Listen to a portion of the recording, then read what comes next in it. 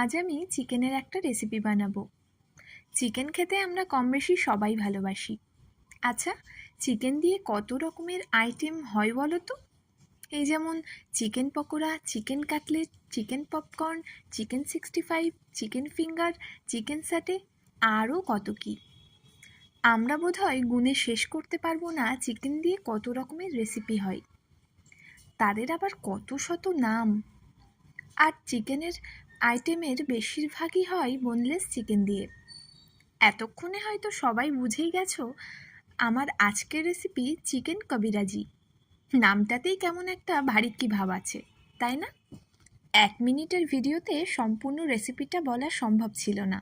Chicken কবিরাজির full details video দেখতে আমার এই চ্যানেলের লং ভিডিওতে অবশ্যই ভিজিট করো।